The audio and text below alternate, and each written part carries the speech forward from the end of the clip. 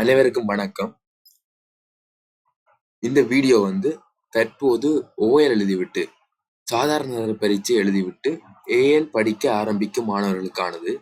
அதுவும் குறிப்பாக ஏஎல்லில் மேத்ஸ் ஸ்ட்ரீமை தெரிவு செய்ய ஆசை உள்ள மாணவர்கள், ஆர்வம் உள்ள மாணவர்கள் எப்படி படிக்கிறது, என்ன மாதிரி இருக்கும், கஷ்டமா இருக்குமா இல்லாட்டி சுகமா இருக்குமா, என்ன மாதிரி என்றதை நான் என் அனுபவத்திலிருந்து உங்களுக்காக சொல்லிக்கொள்கிறேன்.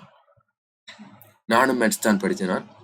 ஸோ அதால் உங்களுக்கு ஈஸியாக இருக்கும் நான் சொல்கிறதுகள். தொடர்ச்சியாக பார்க்க போகிறோம். எல்லாரும் சொல்லுவாங்க மேத்ஸ் கஷ்டம்ண்டு. ஆனால் என்ன பொறுத்தளவில் உலகத்திலேயே சுகமான பாடம் மேத்ஸ் தான். ஏனெண்டா நீங்கள் சொல்லுங்க பாப்போம். எல்லாரும் புதுசு புதுசாக கண்டுபிடிச்சிருப்பாங்க. அதுலேயும் கணிதத்தில் ஏராளமானது சொல்லுவாங்க, கணிதம் கடல் சமுத்திரம்ண்டு. ஆனால் அதில் அவங்க கண்டுபிடிச்சதை தான் நீங்கள் செய்ய போகிறீங்க. உங்களை புதுசாக ஒன்றும் கண்டுபிடிக்க சொல்லல. ஸோ நீங்கள் மேத்ஸ் எடுத்தீங்கன்னா உங்களுக்கு அப்ளைட் மேத்ஸ், பியூர் மேத்ஸ் என்று 2 இருக்குது. அதாவது தூய கணிதம் மற்றது பிரயோக கணிதம். 2 கணிதமும் அதில் மிகவும் இலகுவானது. ஏஎல்ஏ சொல்ல போனால் மேத்ஸ்ன்றது சுகமான பாடம். நீங்கள் முதலாம் ஆண்டுல இருந்து ஓஎல் மட்டும் எந்த பாடத்துக்கு கூட மார்க்ஸ் எடுத்துருப்பீங்கன்னு பார்த்தா மேத்ஸுக்கு தான். ஸோ மேத்ஸ்ன்றது என்ன பொறுத்தளவில் மிகவும் இலகுவான பாடம். இப்போ நீங்கள் முதலாவது என்ன செய்யணும்டா, மேத்ஸ் பாடத்தை எடுத்து தெரிவு செய்ய போகிற ஆக்கள் என்னென்னு படிக்கிறேன்டா, நீங்கள் நான் இப்போ சொல்ல வாரது மேத்ஸ் பாடத்தை மற்ற 2ஐயும் பற்றி பிற கதைப்போம். வகுப்பறையில் படிக்கும் போதே முழு பாடத்திட்டத்தையும் விளங்கி கொள்ளணும். இது எனக்கு என்னோட ஆசிரியர் சொன்னது. நாங்கள் அப்படித்தான் படித்தோம். ஸோ நீங்கள் வகுப்பறையில் படிக்கலையே முழு பாடத்தையும் விளங்குங்க. பயிற்சியை பிறகு பார்ப்போம். வகுப்பறையிலேயே படிக்க முழு பாடத்திட்டையும் விளங்கி கொண்டா நீங்கள் வீட்டை போய் அதை விளங்கி கொள்றதுக்கு எடுக்கிற நேரம் குறையும். ஸோ என்ன செய்யணும், வகுப்பறையிலே இருக்கைக்கே கவனமாக ஆசிரியர் சொல்றதை கேட்டு அதை வகுப்பறையிலேயே விளங்கி கொள்ளுங்க. ஆகவே வீட்டை போய் படிக்கிற நேரம் குறைவா இருக்கும். அடுத்தது உங்களுக்கு படிப்பிச்ச பாடத்துல எந்த நேரமும் எக்ஸாம் வைக்கலாம், அதாவது பரீட்சை வைக்கலாம். அதுக்கு நீங்கள் உங்களுக்கு சொல்லாமலே பரீட்சை வைத்தாலும் தயாராக இருக்கணும். அதுவும் கம்பைன்ட் மேத்ஸை பொறுத்தவரையில, இணைந்த கணிதத்தை பொறுத்தவரையில் நீங்கள் உங்களுக்கு சொல்லாமலே உடனே உங்களுக்கு பரீட்சை வைத்தால் நீங்கள் அதுக்கு தயாராக இருக்கணும். அப்ப என்ன செய்யணும், நீங்கள் வகுப்பறையில விளங்கின பாடத்தை வீட்டை போய் நீங்க பயிற்சித்து பார்க்கணும். அதாவது ட்ரை பண்ணி பார்க்கணும். பிள்ளையோ சரியோ ட்ரை பண்ணி பார்க்கணும். அடுத்தது எந்த நேரமும் பரீட்சைக்கு தயாராக இருக்கணும். உங்களுக்கு சொல்லாம கொள்ளாமலேயே எக்ஸாம் வச்சால், உடனடியாக எக்ஸாம் வச்சால் நீங்கள் விடை எழுதுவதற்கு தயாராக இருக்கணும். இதையும் நீங்க மனசுல வச்சிருக்கணும். மற்றது பார்த்தா, நீங்க இந்த பாடத்தை வகுப்பறையிலேயே விளங்கி இவ்வாறான பயிற்சிகள் எடுத்துக்கொண்டிருந்தீங்கன்னா மற்ற 2 பாடங்களுக்குமான நேரத்தை அதிகமாக சேமிக்கலாம். நீங்க மேத்ஸை வகுப்பிலேயே படிச்சிட்டீங்க, அதே நேரம் ப்ராக்டிஸும் எடுத்தா மற்ற 2 பாடத்துக்கும் நேரத்தை சேமிக்கலாம். பிசிக்ஸ் கெமிஸ்ட்ரியோ அல்லது பிசிக்ஸ் ஐசிடியோ. நீங்க மேத்ஸ் ஸ்ட்ரீம் பண்றது கூட அதுதான். Maths stream combine maths, physics chemistry. மற்றது கம்பைன் மேத்ஸ், பிசிக்ஸ் ஐசிடி. இதுதான் மேத்ஸ் ஸ்ட்ரீம். ஸோ நீங்கள் மற்ற 2 பாடங்களுக்கான நேரத்தை அதிகமாக சேமிக்கலாம். மிகவும் சுகமான இலகுவான பாடம். ஒரு ஸ்டெப் மேத்ஸ் சொல்ல போனா, நீங்கள் உங்களுக்கு தியரியை சார் சொல்லுவார், இது நீங்க பாடசாலையில சொல்லுவீங்க. தியரியை சொன்னோன்னு அடுத்தது இந்த ஸ்டெப் தான் பெறப்போகுது, இதைத்தான் அடுத்தது பாவிக்கணும்ன்றது உங்களோட மூளையில வந்துடும். இந்த வரி எழுதினா, இந்த லைன் எழுதினா அடுத்தது உங்களுக்கு இந்த லைன் தான் எழுதணும். தொடர்ச்சியா போய் கடைசியில விடையில நிற்கும். கடைசியா பார்த்தா விடை சரியாக இருக்கும். அப்போ உங்களுக்கு எழுத ஆசையாக இருக்கும். விடை செய்ய நீங்க செய்யறீங்க, உங்களுக்கு விடை கொண்டிருக்கு. அதே நேரம் இதுல இன்னொரு லாபம் இருக்கு. எந்த ஒரு பாடத்திலையும் கேள்வியும் தந்து விடையும் தர மாட்டாங்க. ஆனா மேத்ஸ்ல மட்டும் விடையும் தந்து கேள்வியும் தராங்க. ஒரே ஒரு பாடம் உலகத்திலேயே விடையும் தந்து கேள்வியும் தந்து பாடம் மேத்ஸ் மட்டும்தான். ஸோ நீங்கள் கேள்வியில இருந்து விடையை எடுத்து கொடுத்தா சரி. இதுதான் இங்க இருக்கிற மிகப்பெரிய சவாலா இருக்க போகுது. உங்களுக்கு விடையும் தெரியும், கேள்வியும் தெரியும். நீங்கள் கேள்வியில இருந்து விடை எப்படி வந்தது என்று கண்டால் சரி. மற்றது நான் தூய கணிதத்தை பற்றி சொல்றேன், பிரயோக கணிதத்தை பற்றியும் சொல்றேன். தூய கணிதம் உங்களுக்கு எல்லாமே தியரி வைஸாக தான் இருக்கும். அதாவது தியரி என்று இருந்தால் நீங்கள் அதை பயன்படுத்தி கொள்வது தான் மட்டும்தான்.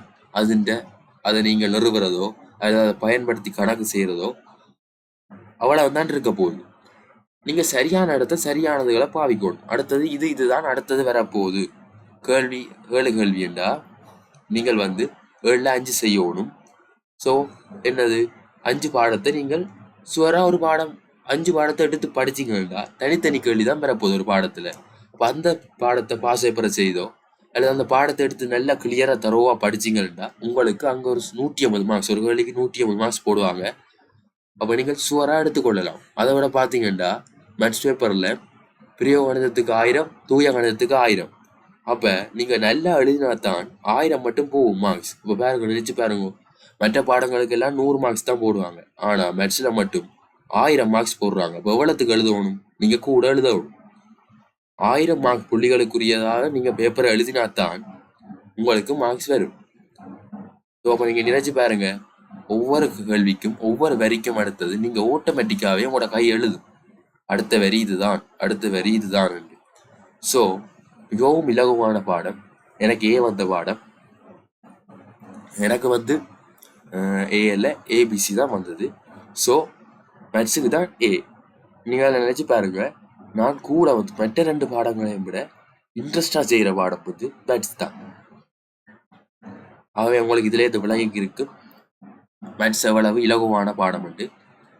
ஸோ மேத்ஸ் கடினம் அல்ல. நான் எந்த கருத்தை உங்களுக்கு சொல்லிக்கொள்கிறேன். உலகத்திலே இலகுவான பாடம் மேத்ஸ். அதுக்காக நீங்கள் ஓஎல் மேத்ஸும் ஏஎல் மேத்ஸும் ஒன்றென்று நினைச்சிடாதீங்கோ. ஓஎல் மேத்ஸ் வேறு, ஏஎல் மேத்ஸ் வேறு. அதுன்ற தொடர்ச்சி தான் வருமென்று நினைக்காதீங்கோ. இப்போ ஓஎல்ல படிக்காத ஆக்களும் ஏஎல்ல மேத்ஸுக்கு ஏ எடுக்கலாம். அதே நேரம் மற்ற 2 பாடத்தை நீங்கள் கூட கவனம் எடுக்க வேண்டி வரும். கெமிஸ்ட்ரி, ஃபிசிக்ஸை பொறுத்த அளவில் எனக்கு அதுதான் மிக 2ம். நான் சொல்ல போனால் நான் கடினப்பட்டு படித்தது மற்ற 2 பாடம் தான். மேத்ஸ் நான் உங்களோட ஆசிரியர் சொன்ன மாதிரியே வகுப்பறையில் படிக்க முழு பாடத்திட்டதே முழங்கி கொண்டுட்டேன். அதனால் எனக்கு மேத்ஸியவும் இலகுவாக இருந்தது. மற்றது நீங்கள் ஆரம்பத்தில் இப்போ மேத்ஸ் ஸ்ட்ரீம் எடுத்துட்டீங்க, ஆரம்பத்தில் மார்க்ஸ் குறைய வருது என்று சொன்னால் நீங்கள் அதை பற்றி உறைவான தேவையில்லைன்னு சொல்லல. நீங்கள் அதில் அந்த பாடத்தில் கூட கவனம் எடுக்க வேண்டி வரும். மற்றது லோட் கூட அது சிலபஸ் கூட உங்களுக்கு மேத்ஸ் இன்னும் சுகமாக இருக்கும், இலகுவாக இருக்கும். ஏனெண்டா பாட பேப்பர் உங்களோட எக்ஸாம் பேப்பர் எல்லா பாடத்துக்குள்ளேயும் பிரிஞ்சிடும். ஸோ ஆகவே இலகுவாக இருக்கும், சரியான சுகமாக இருக்கும். முதலாவது ஒரு பாடத்துக்கு தான் பெரிய பேப்பர் வரப்போகுது. இப்போ ஃபர்ஸ்ட் டேர்ம்ண்டா உங்களுக்கு அச்சர கணிதம், அதாவது அல்ஜிப்ரா, மற்றது பழைய இதுகள் என்ன அடிப்படை கணிதம், பேசிக் மேத்ஸ், அதுகெல்லாம் கூட வரப்போகுது. இப்போ அதுகளில் தான் பிறந்து பட்டி இருக்க போகுது முதலாவது எக்ஸாம்பிள். ஆனால் போக 6 டேர்ம் இருக்கு பார்த்தீங்கன்னா போக பாடங்கள் பிரிபடும், மிகவும் சுலபமாக இருக்கும். நீங்களே படிக்கல ஒவ்வொரு பாடத்தை தெரிவு செய்திருவீங்க. இந்த பாடத்துல நான் 150 எடுக்கணும் என்று அந்த பாடத்தை ஃபுல்லா கிளியர் பண்ணிட்டு மற்ற பாடத்துக்கு போவீங்க. அப்படி ஒரு இதுல இருக்குது, இந்த மேத்ஸ்ல இருக்குது. அதை விட இந்த மேத்ஸ் இல்லாத யூனிவர்சிட்டிஸும் இல்லை. உலகத்துல மிகவும் கணிதம் இல்லாத எந்த ஒரு இடமும் இல்லை, கணிதம் இல்லாத உலகமே இல்லை. ஸோ நீங்க மேத்ஸை எவ்வளவு விரும்புறீங்களோ இந்த வீடியோவை லைக் பண்ணுங்க, ஷேர் பண்ணுங்க, உங்களோட ஃப்ரெண்ட்ஸுக்கு இதை தெரியப்படுத்துங்க. இது என்னுடைய கருத்து. நீங்க மேத்ஸை பற்றி வேறு யார்கிட்டையும் கேட்கலாம். ஸோ தொடர்ச்சியாக இணைந்திருங்கோ. நான் உங்களுக்கு மற்ற பாடங்களை பற்றியும் தெரிவித்துக் கொள்கிறேன். இந்த வீடியோவை பார்த்துட்டு நீங்க ஏஎல்ல மேத்ஸ் சூஸ் பண்ணலாமா இல்லையான்னு நீங்க முடிவு பண்ணுங்க. மற்ற ஆலோசனையும் கேளுங்க. நீங்களே உங்களோட முடிவுகளை எடுத்துக்கொள்ளலாம். நன்றி. தொடர்ச்சியாக இணைந்திருங்கள். சந்திப்போம்.